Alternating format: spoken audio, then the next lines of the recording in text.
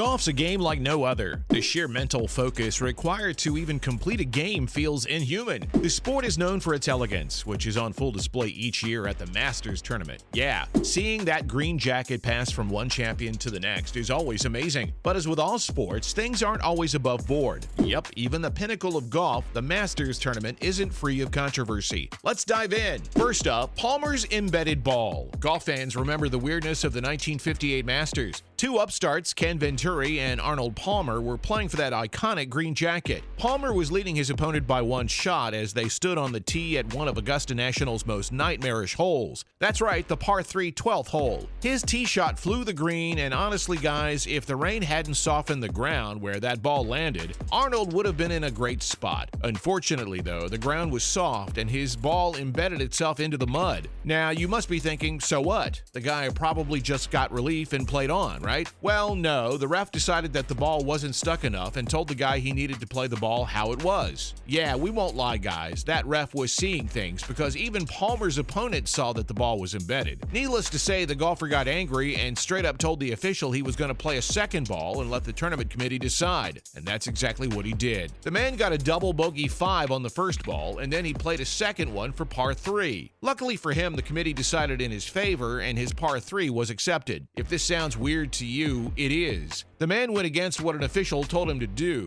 We mean, he bent the rules, and because of it, he won his first Masters. Honestly, we feel for Venturi. Next up, Gary Player beats Arnold Palmer with some help. Apparently, Palmer was a spicy guy. Yeah, this man will be appearing on our list a lot. Anyway, even though he was involved in this one, it wasn't because of him that there was a controversy. You guys are probably aware of how crazy the Augusta folks get with their rules. You know, no selfies, no sitting on the grass, no chairs. Sometimes we all question what the point of all these rules is. And then we think back to 1961, when the Masters was a lawless land and spectators were just kind of doing whatever they wanted. Now you might be thinking we're exaggerating, and yeah, sure, maybe a little bit, but guys, you don't realize just how lax the rules used to be. You guys are hearing this and probably thinking, sure, maybe they were lax, but there's no way the spectators were ever allowed onto the green. Well, guess what? That's exactly how bad it was. And spectators could surround the 15th green on the course. In 1961, when Palmer and Gary were playing for the title, Gary's shot was in trouble. We mean, that thing was going off the final green until, you guessed it, a spectator hit it back into play and the lucky golfer got a game-winning birdie, winning him that precious green jacket. Who knows, maybe this was karma getting back at Arnold for the whole 1958 situation. Following up, the tragic scoring error that broke hearts everywhere. Another one from the 1950s and 1960s, guys. Golf was just full of drama back then, huh? Anyway, this one's just really tragic, and we've nothing but sympathy for our man Roberto Di Vincenzo. He was playing some good golf and was on the way to winning his game, but yeah, things didn't go his way. It's even more tragic because if he had won, which honestly he was going to, the guy would have been in a playoff against Bob Golby for the jacket. We feel for the Argentine player, but wait till you hear how he lost. It was a scoring error. That's right, this man lost because of the archaic scoring methods of the 1960s. Honestly, it's crazy how they used to record the scores at a small table behind the 18th green. Anyway, Vincenzo's marker accidentally gave him a par on the 17th when he'd actually scored a birdie. We wish we could tell you the Argentine player didn't sign the card, but he did. And we all know that this is one golf rule that's probably never going away. If you sign the card, the score isn't changing. His famous words after he realized what he had done still send us to the depths of sadness. What a stupid I am. Honestly, somebody should have hugged this man. Coming up, Tianling Guan needs to speed up.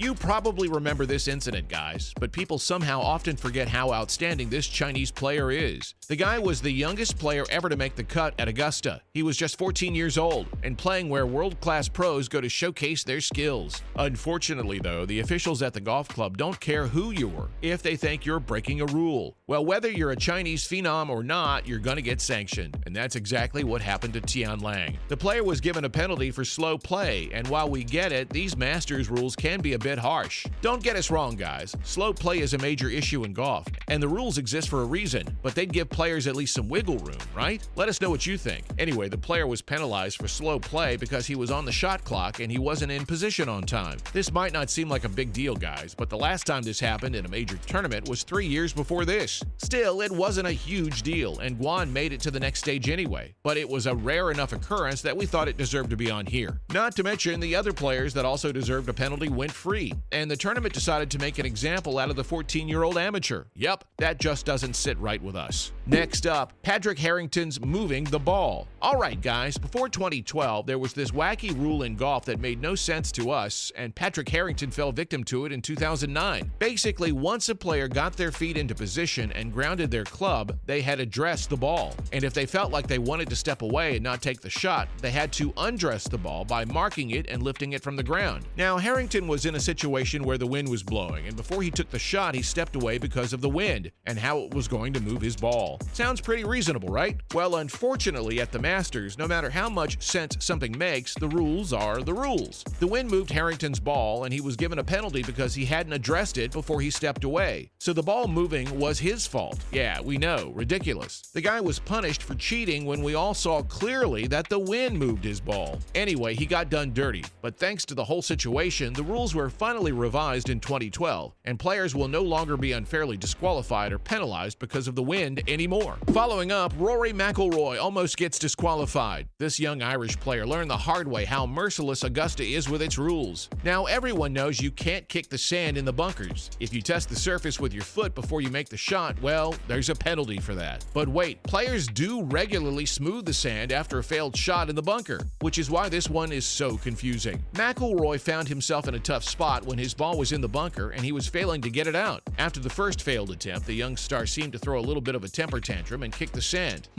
It's not looking good for the guy right now, is it? Well, the committee definitely didn't think so, and they were about to disqualify the player for breaking the rules. Now, you might think it was deserved, but wait, there's a twist. He defended himself and said he wasn't testing the sand and that to kick it, he'd have to put his foot into the ground. Think about it, guys. Even though the player had reason to be frustrated, he could just have been smoothing the sand. A little aggressively for sure, but still. We mean, it's like he said his foot didn't go into the sand. Luckily for him, the officials were convinced, but if they hadn't been, yikes! Yeah, a DQ in your first Masters is not a good thing. Next up, Ernie Els looks for another opinion. This one was just frustrating. Honestly, time and time again, the Masters baffles us with nonsensical rule application. Unfortunately for Ernie Els, he was the victim of the merciless application of rules at Augusta in 2004. The man's ball landed in the bushes at the 11th hole. That's not even an exaggeration. The thing was surrounded by a bunch of branches and tree limbs. So like any sensible player would, the man asked for relief. And guess what the officials did? That's right, they denied him. But hey, we can't knock the guy.